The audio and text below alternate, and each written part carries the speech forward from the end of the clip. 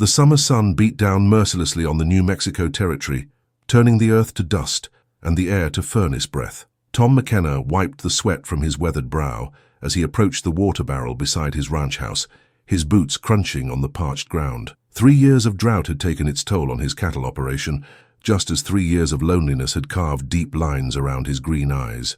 The wooden barrel sat in the shade of the adobe wall, one of the few sources of relief on his struggling ranch.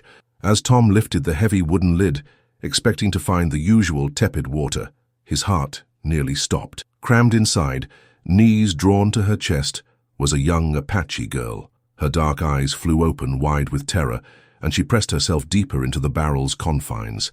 Blood stained her buckskin dress, and her lips were cracked from dehydration. She couldn't have been more than 16, but her face held the haunted look of someone who had witnessed unspeakable horrors. "Easy now," Tom whispered, his Irish accent softening the words. "I won't hurt you, child." The girl's breathing came in sharp, panicked gasps. She understood English. He could see it in her eyes, but trust was clearly not something she could afford. Her right shoulder bore a fresh bullet graze, and her left ankle was swollen, likely sprained in whatever desperate flight had brought her to his property. Tom slowly extended his hand, palm up. "You're safe here, I promise." She studied his face with the intensity of someone who had learned that survival depended on reading intentions correctly. After a long moment, she allowed him to help her from the barrel. Her legs buckled immediately, and Tom caught her before she could fall. "When did you last eat?" he asked. But she remained silent, her dark eyes darting toward the desert horizon as if expecting pursuit. Tom had heard the stories circulating in Mesilla, tales of Apache raids, cavalry retaliation, and the endless cycle of violence that plagued the territory. Looking at this frightened girl, he wondered which side of that violence she had fled from. He helped her toward the house, feeling her slight frame trembling against his arm. The adobe structure was modest, built for function rather than comfort, but it offered shade and relative coolness.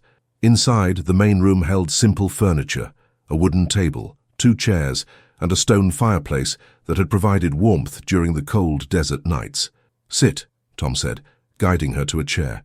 She perched on its edge, ready to bolt at the first sign of danger.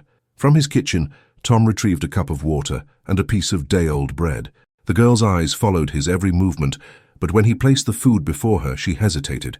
"It's not poisoned," Tom said with a gentle smile, "though I'll admit my cooking might not be much better." She took a tentative sip of water, then drank more eagerly. The bread disappeared quickly, her hunger overcoming her caution. As she ate, Tom noticed intricate beadwork on her dress, clearly the work of skilled hands, probably her mother's. "What's your name?" he asked softly.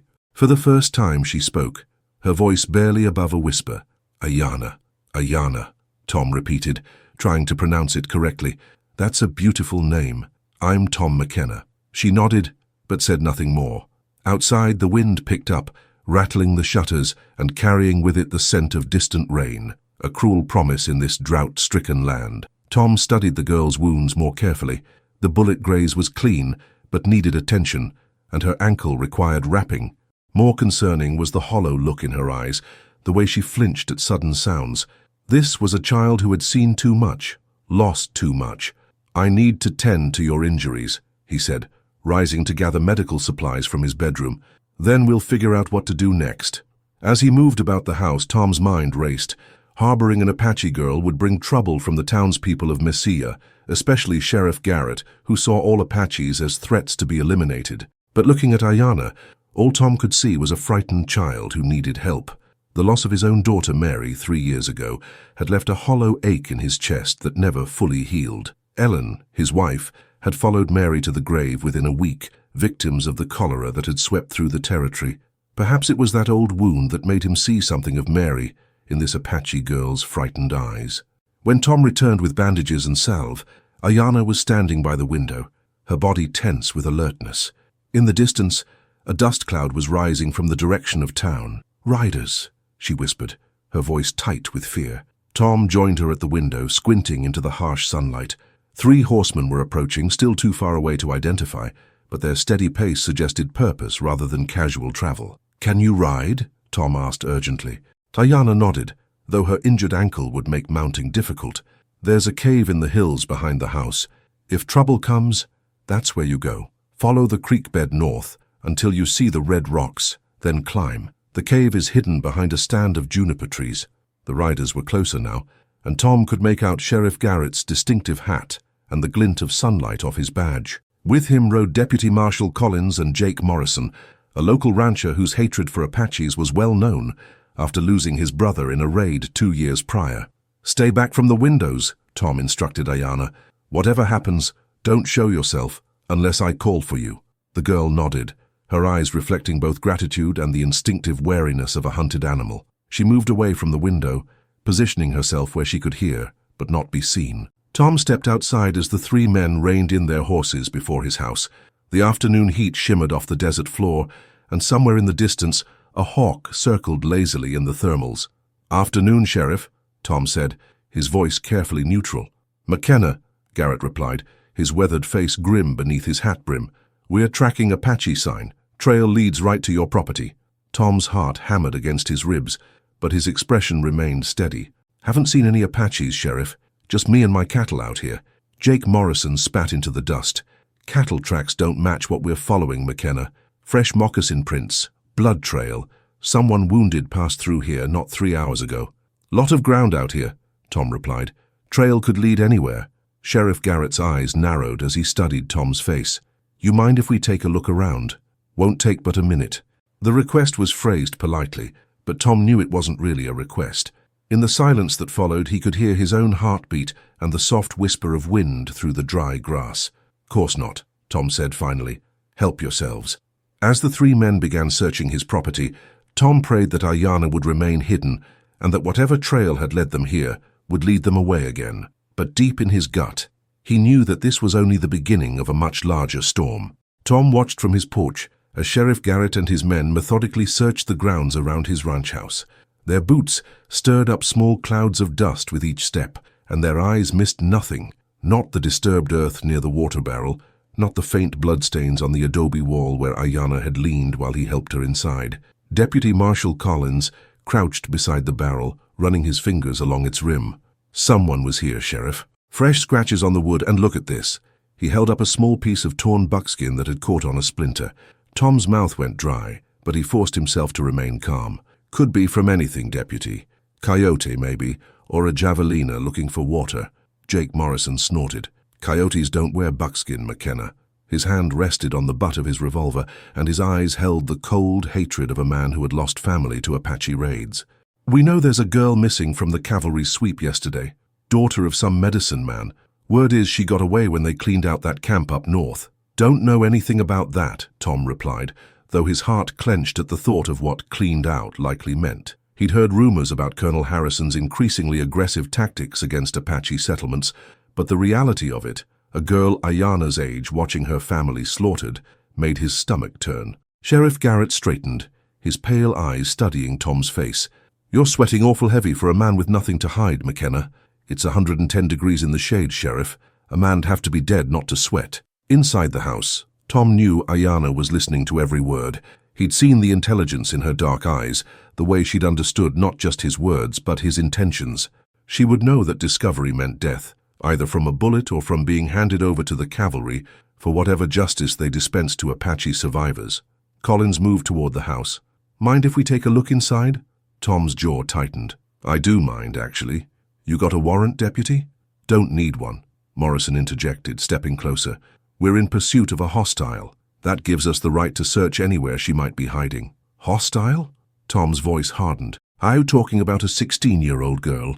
"Apache is Apache," Morrison replied coldly. "Age doesn't matter when they're cutting white throats." The 3 men moved toward the house, and Tom knew he was out of options. He stepped aside, praying that Aiyana had found a good hiding place or had taken his advice about the cave in the hills. The interior of the house was dim after the harsh sunlight, and the men's eyes took a moment to adjust. Tom followed them inside, his boots echoing on the wooden floor. The main room appeared empty, but he noticed that the chair where Aiyana had sat was pushed back slightly, and the cup she'd drunk from was nowhere to be seen. Collins examined the furniture while Morrison checked the corners. Garrett moved toward the bedroom, his spurs jingling with each step. "Fresh bandages," he called out, holding up the medical supplies Tom had gathered earlier. "Someone's been tending wounds." "Cut my hand on a fence post yesterday," Tom lied smoothly. Nothing serious. Show me the cut, Garrett demanded. Tom hesitated for a fraction of a second too long. In that moment, Morrison's eyes locked onto something behind the kitchen area, a small wooden storage closet barely large enough for preserves and supplies. What's in there? Morrison asked, pointing. Canned goods. Some tools. Morrison strode toward the closet, his hand on his gun. Tom's heart hammered as the rancher reached for the latch. The door swung open with a creak, revealing shelves lined with dusty jars and rusted tools. Empty. Morrison cursed under his breath and kicked at the base of the closet in frustration. She's here somewhere, I can feel it. Maybe she moved on, Collins suggested. Trail goes cold outside anyway. Could have doubled back toward the mountains. Sheriff Garrett wasn't convinced. He stood in the center of the room, turning slowly, his experienced eyes taking in every detail. McKenna, you strike me as a man who's been living alone too long. House is too clean, too neat, like someone's been helping you keep it up. Tom forced a laugh. Sheriff, my wife always said I was the tidiest man she ever knew. Some habits die hard. Your wife's been dead 3 years, Garrett observed quietly. Along with your little girl. Cholera, wasn't it? The mention of Mary and Ellen hit Tom like a physical blow. What's that got to do with anything? Man loses his family. Sometimes he gets ideas about replacement, especially when he finds some stray that reminds him of what he lost. The accusation hung in the air like smoke. Tom felt his temper rising, but he forced himself to remain calm. You're way out of line, Sheriff. Am I? Garrett moved closer, his voice dropping to a dangerous whisper. Because I'm thinking maybe you found that Apache girl, and maybe you decided to keep her. Maybe you're thinking she could fill some empty space in this lonely house. Morrison's eyes lit up with ugly understanding. That's sick, McKenna. Even for you. Get out, Tom said quietly, his voice carrying a warning that made all 3 men pause. Get out of my house right now. Or what? Morrison challenged, his hand moving to his gun. Tom's own hand dropped to the Colt on his hip. Or we'll find out how fast you really are, Jake. The tension in the room was thick enough to cut.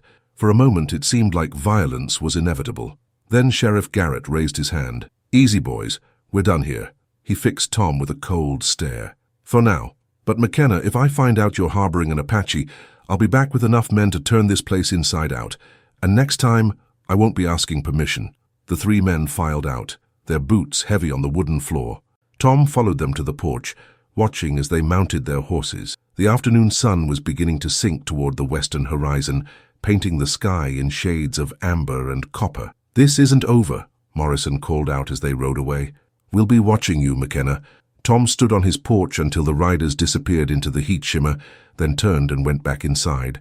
The house felt empty and too quiet. Aiyana? He called softly. No response. It's safe now. They're gone. Still nothing. Tom began to worry that she had fled to the cave, injured and alone. He searched the house more thoroughly, checking every possible hiding place. It wasn't until he looked up at the ceiling beams that he saw her. She was pressed against the rafters above the kitchen, her body wedged between 2 wooden beams in a space that seemed impossibly small.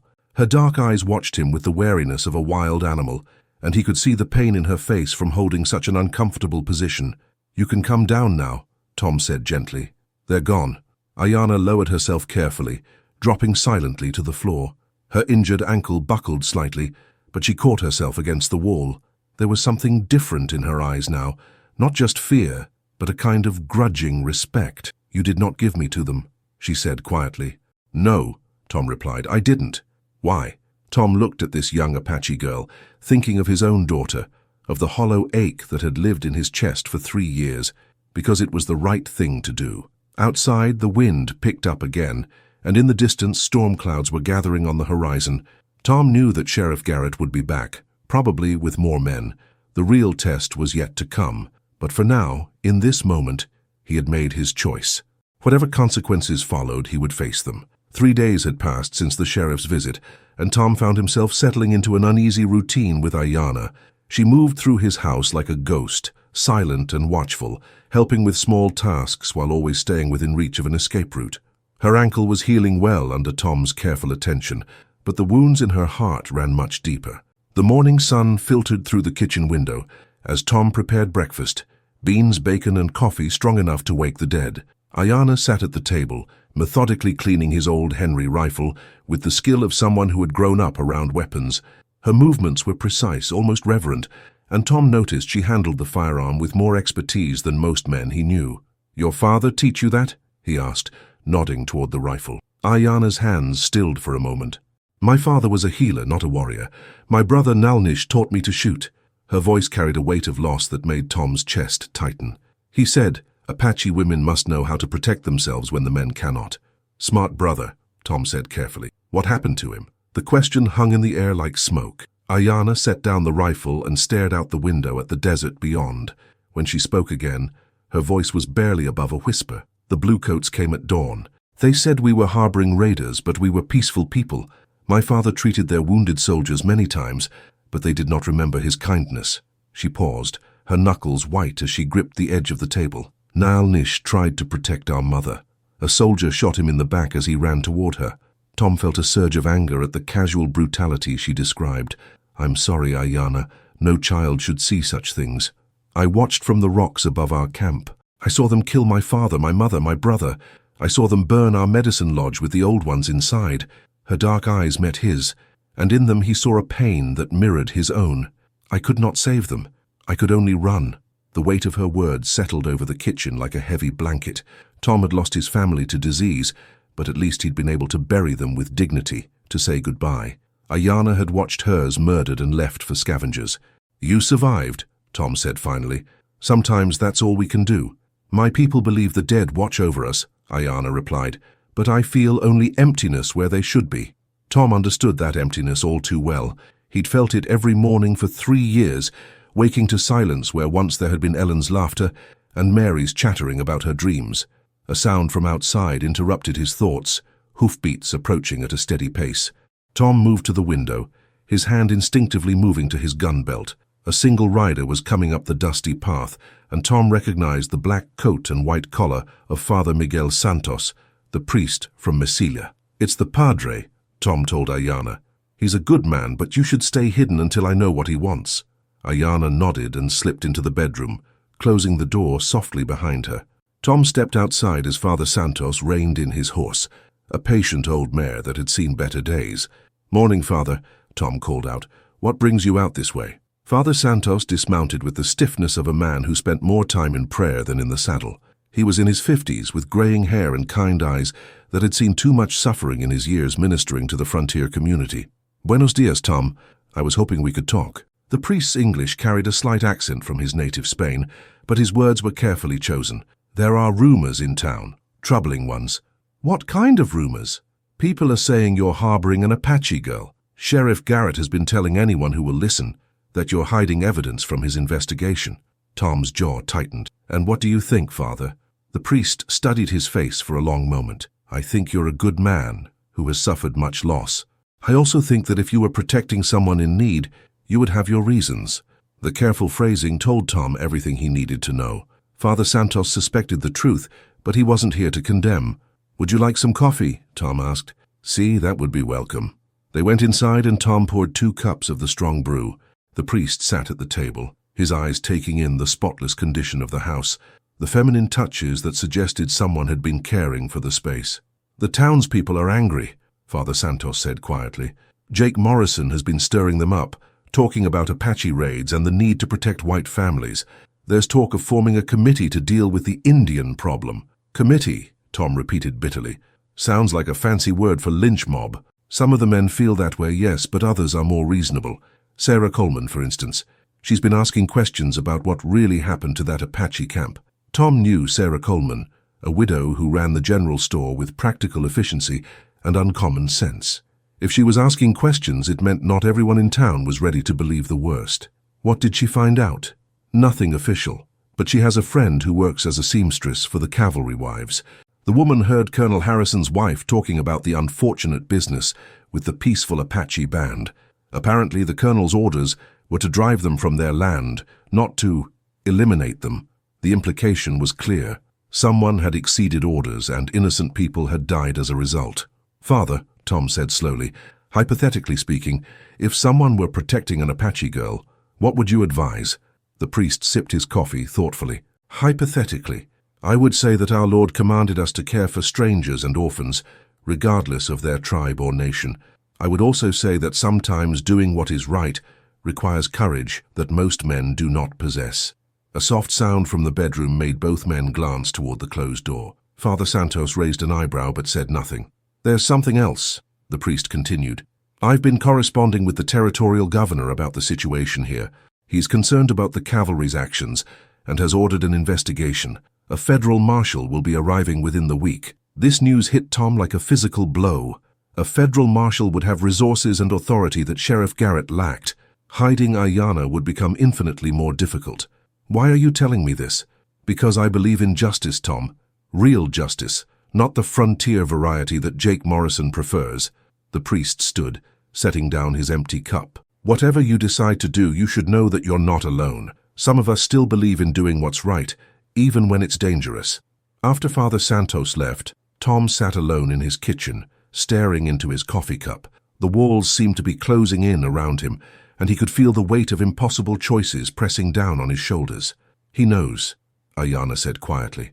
Tom looked up to find her standing in the doorway, her dark eyes unreadable. "Yes, he knows, but he won't betray us." "How can you be sure?" Tom thought about the priest's words, about the careful way he'd spoken of justice and courage. "Because he's a man of God, and he sees you as a person, not just an Apache." Aiyana moved to the window, looking out at the desert that stretched endlessly toward the mountains.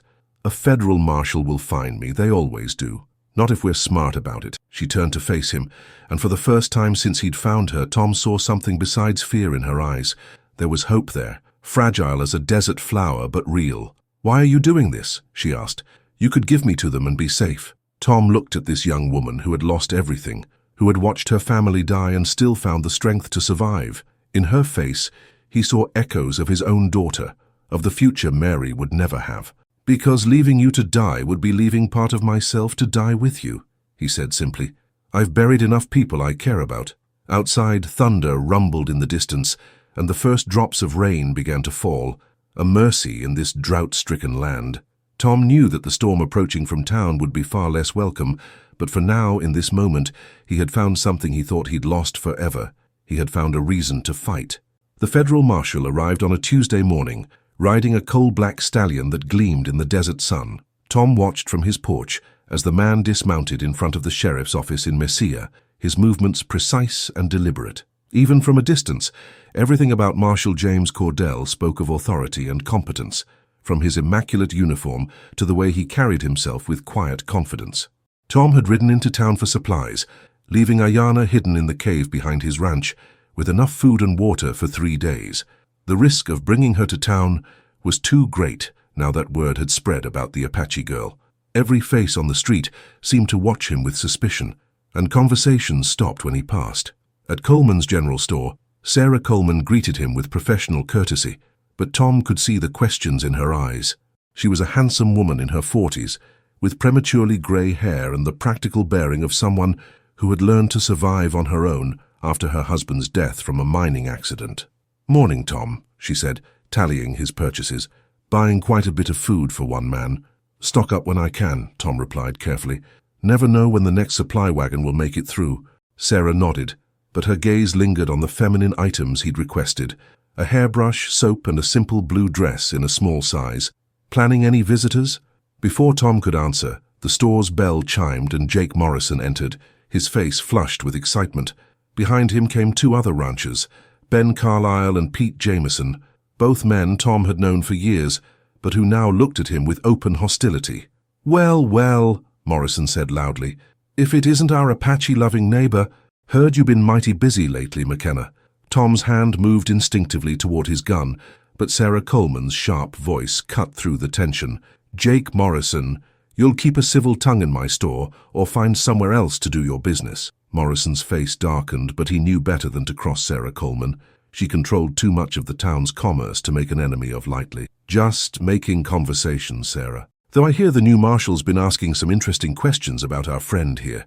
Tom felt his stomach tighten. "What kind of questions?" "About missing Apache girls, about ranchers who might be harboring fugitives." Morrison stepped closer, his voice dropping to a menacing whisper. "About what happens to traitors who side with savages against their own kind." The other 2 ranchers moved to flank Tom, and he realized they'd planned this confrontation. 3 against 1, in a store full of witnesses who would swear Tom had started the fight. "That's enough," Sarah Coleman said sharply, reaching under her counter. Tom knew she kept a shotgun there, and from the way she moved, she was prepared to use it. "I won't have this in my store." "Stay out of this, Sarah," Morrison warned. "This is men's business." "Everything that happens in my store is my business," she replied coldly. "And right now, you're disturbing my customers." For a moment, violence hung in the air like smoke. Then the store's bell chimed again and Father Santos entered, his black cassock rustling as he moved between the men. "Buenos dias, everyone," the priest said pleasantly, as if he hadn't walked into a powder keg. "I was hoping to purchase some candles for the church." The tension broke like a snapping wire. Morrison and his friends couldn't very well start a fight in front of the priest, not with half the town watching through the windows. "This isn't over, McKenna," Morrison muttered, then stalked out with his companions. Tom finished his purchases in silence, acutely aware of the curious stares from other customers. As he loaded his supplies into his wagon, Father Santos approached. "Walk with me," the priest said quietly. They strolled toward the church, a modest adobe structure with a bell tower that dominated the town's skyline. The priest's face was troubled, and Tom could see the weight of difficult knowledge in his eyes. "I spoke with Marshal Cordell this morning," Father Santos said. "He's a fair man, but he's also thorough. He'll find what he's looking for if it's there to be found." "And what is he looking for?" "Justice." The territorial governor was quite specific about that. "Colonel Harrison exceeded his authority, and Washington wants to know why peaceful Apaches were slaughtered." Tom's heart leapt with hope. "So they know it was wrong? They know it was illegal. Whether they'll do anything about it remains to be seen." The priest paused at the church steps.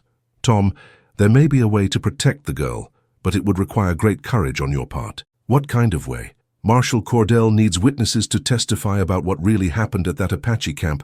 If someone could provide evidence that the attack was unprovoked, that innocent people were murdered." Father Santos let the implication hang in the air. Tom understood immediately. "You want me to bring Aiyana forward to have her testify? I want you to consider it. She's the only surviving witness to what happened. Her testimony could bring justice for her people and protection for herself, or it could get her killed," Tom said harshly. "Morrison and his friends won't let an Apache girl testify against white soldiers, which is why she would need protection. Marshal Cordell has that authority." Tom stared at the church, its whitewashed walls stark against the blue sky. The idea of bringing Aiyana into the open terrified him, but he could see the wisdom in the priest's words. Hiding could only last so long, and eventually they would be found. "I need to think about it," Tom said finally. "Of course, but don't wait too long. The marshal will begin his investigation tomorrow, and if he discovers her himself..." The priest didn't need to finish. Tom knew that being discovered would be far worse than coming forward voluntarily. That evening, Tom rode back to his ranch with a heavy heart. The sun was setting behind the mountains, painting the desert in shades of gold and crimson. As he approached the cave where Aiyana waited, he could smell smoke from a small fire and hear the soft sound of her voice. She was singing, a haunting melody in Apache that spoke of loss and longing. Tom had never heard anything so beautiful or so sad. He waited until she finished before making his presence known. "That was beautiful," he said softly as she emerged from the cave. "A song my mother sang," Aiyana replied, "for those who have gone to the spirit world." They walked back to the ranch house together, the desert cooling around them as night fell. Tom told her about his encounter in town, about Morrison's threats and the marshal's investigation. "There might be a way," he said finally, explaining Father Santos's proposal. Aiyana listened in silence, her face unreadable in the lamplight. When he finished, she was quiet for a long time. "You think I should trust this marshal?" she said finally. "I think it might be our only chance." "Our chance," she repeated softly. "You say our, as if my fate were yours." Tom looked at this young woman who had come to mean so much to him in such a short time. "It is. I've made my choice, Aiyana. Whatever happens to you happens to me." She studied his face in the flickering light, and Tom saw the moment when she made her decision. There was steel in her dark eyes, the same strength that had kept her alive when her family died. "Then we will face this marshal together," she said. "If I am to die, at least my people's story will be told." Outside, the desert night was alive with sounds. The call of coyotes, the rustle of small creatures in the brush, the whisper of wind through the sage. Tom knew that tomorrow would bring a reckoning, but tonight he had found something he thought he'd lost forever. He had found courage, and he had found family. The storm was breaking, but they would weather it together. The sun hung low on the horizon when Tom and Aiyana rode into Massilia together, her small frame straight and proud despite the blue dress that marked her as different from her Apache heritage. Marshal Cordell had agreed to meet them at the church, away from the hostile atmosphere of the sheriff's office, but Tom could feel dozens of eyes watching their approach. Word had spread quickly through the small town. By the time they reached the church, a crowd had gathered, some curious, others openly hostile. Jake Morrison stood at the front of the group, his hand resting on his gun butt, while his allies flanked him like wolves ready to strike. "Look what we have here," Morrison called out, his voice carrying across the dusty street. McKenna finally decided to turn in his pet Apache. Tom helped Aiyana down from the wagon, acutely aware of the growing crowd. She moved with dignity despite the fear he could see in her dark eyes, her chin raised as she faced the hostile faces surrounding them. Father Santos appeared in the church doorway, his presence providing a small buffer of sanctuary. Behind him came Marshal Cordell, a tall, lean man with grey hair and steady blue eyes that missed nothing. His uniform was pristine despite days of travel, and he carried himself with the authority of someone accustomed to being obeyed. "Miss," the marshal said, touching his hat brim in a gesture of respect that surprised the watching crowd. "I'm Marshal James Cordell. I understand you have information about the incident at Copper Canyon." Aiyana nodded, her voice clear and steady. "I am Aiyana, daughter of Nalnish the healer. I was there when your soldiers came." A murmur ran through the crowd, and Tom saw Morrison's face darken with rage. Sheriff Garrett pushed through the onlookers, his hand on his weapon. "Marshal, this girl is wanted for questioning in connection with Apache raids. I have jurisdiction here." Cordell's gaze never wavered from Aiyana's face. "Actually, Sheriff, this is now a federal matter. The girl is under my protection as a material witness." "Material witness to what?" Morrison demanded, stepping forward. "She's Apache. You can't trust anything she says." "I can trust what I see with my own eyes," Marshal Cordell replied calmly. He turned to address the crowd. "I've spent the last 2 days examining the site at Copper Canyon. What I found there doesn't match the official reports." Tom felt a flicker of hope. If the marshal had physical evidence, Aiyana's testimony would carry more weight. "Shall we go inside?" Father Santos suggested, gesturing toward the church. "This matter requires careful consideration." But Morrison wasn't finished. "I won't see white men hang on the word of a savage," he shouted, and his cry was taken up by several others in the crowd. The situation was deteriorating rapidly. Tom could see the ugly mood spreading through the gathered townspeople, fanned by Morrison's hatred and fear. Some were already reaching for weapons. "Now see here," Sarah Coleman's voice cut through the noise like a blade. She pushed through the crowd, her face set with determination. "This is a church, and this girl is under federal protection. Anyone who raises a hand against her will answer to me." "Stay out of this, Sarah," Morrison warned. "This is bigger than your store." "Nothing in this town is bigger than doing what's right," she replied firmly, moving to stand beside Tom and Aiyana. Marshal Cordell raised his hand for silence. "I understand people are concerned, but I have a job to do. This young woman has agreed to provide testimony about what happened at Copper Canyon, and I intend to hear it." "Over our dead bodies," someone shouted from the back of the crowd. The marshal's expression hardened. "That can be arranged if necessary." The standoff stretched taut as a wire. Tom could feel violence hanging in the air, ready to explode at the slightest provocation.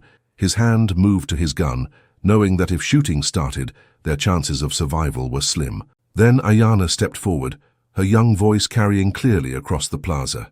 "I will speak," she said simply. "My family deserves justice, and truth deserves to be heard." She began to tell her story, how the cavalry had attacked without warning, how her father had tried to surrender, how her brother had died protecting their mother. Her words painted a picture of casual brutality that made even some of Morrison's supporters shift uncomfortably. "My father treated your wounded soldiers," she said, her gaze moving across the crowd. "He saved the life of Sergeant Williams when fever nearly killed him, but when the Bluecoats came, they remembered only that we were Apache." Tom watched the faces in the crowd, seeing doubt creep into some eyes. These were hard people, but they weren't all evil. Some still remembered what justice meant. Marshal Cordell listened intently, occasionally asking questions that demonstrated his thorough knowledge of the case. When Aiyana finished, he nodded grimly. "Miss Aiyana's testimony corroborates the physical evidence I found at the site. This was not a military action against hostile forces. It was a massacre of peaceful people." "Lies!" Morrison exploded. "All of it! You can't believe an Apache over white soldiers. I believe evidence, Cordell replied coldly. And I believe witnesses who have nothing to gain and everything to lose by telling the truth. The crowd was wavering now, some beginning to drift away as the initial fury cooled. But Morrison and his core supporters remained, their hatred undimmed. This isn't over, Morrison said, his voice low and deadly. Federal marshals don't stay forever, and when you're gone, we'll settle this our way. It was then that Tom made his decision. He stepped forward, placing himself between Morrison and Aiyana. No, he said simply. You won't. You planning to stop me, McKenna? Tom's hand rested on his gun butt, his green eyes steady. If I have to. The challenge hung in the air like smoke. Morrison's hand twitched toward his weapon, and Tom knew that in the next few seconds someone would die. But before either man could draw, Sarah Coleman spoke again, her voice carrying the authority of someone who had become the unofficial conscience of the community. Jake Morrison, your hatred has poisoned you, she said sadly. This girl lost her family just like you lost your brother. The difference is she's not trying to kill innocent people to ease her pain. The words hit Morrison like a physical blow. For a moment his facade cracked, and Tom saw the grieving brother beneath the hatred. My brother, Morrison whispered, would be ashamed of what you've become, Sarah finished gently. The fight went out of Morrison like air from a punctured bladder. His shoulders sagged, and Tom saw tears in the man's eyes. The crowd, sensing the change, began to disperse. Marshal Cordell watched it all with professional interest. When the plaza had mostly emptied, he turned to Tom and Aiyana. Miss Aiyana, I'll need you to provide formal testimony for my report. Mr. McKenna, you'll be required as a supporting witness. He paused, his stern expression softening slightly. I want you both to know that your courage today will help ensure that what happened at Copper Canyon never happens again. As they walked toward the church, Father Santos fell into step beside them. What happens now? Tom asked. Now the real work begins, the marshal replied. There will be hearings, investigations, probably a court-martial for Colonel Harrison. It won't be easy, but justice will be served. That evening, as they sat on Tom's porch watching the sunset paint the desert in shades of gold and crimson, Aiyana spoke softly. My people believe that the dead can rest when justice is done for them. Tom nodded, understanding. And what about the living? What do we do now? Aiyana looked at him, and in her dark eyes Tom saw not just the traumatized girl he had found in his water barrel, but a young woman who had found the strength to face her fears and speak truth to power. We live, she said simply. We build something good from the ashes of what we lost. Tom thought of his wife and daughter, of the empty years since their deaths, and of the unexpected gift that had come to him in the form of a frightened Apache girl. He had saved her life, but in return she had given him something precious, a reason to hope, a family, and the knowledge that sometimes doing what's right is worth any price. In the distance, thunder rumbled, promising rain for the drought-stricken land. The storm had passed, leaving behind the possibility of new growth, new life. And in a small ranch house on the edge of the New Mexico territory, two souls who had lost everything found that sometimes salvation comes in the most unexpected forms.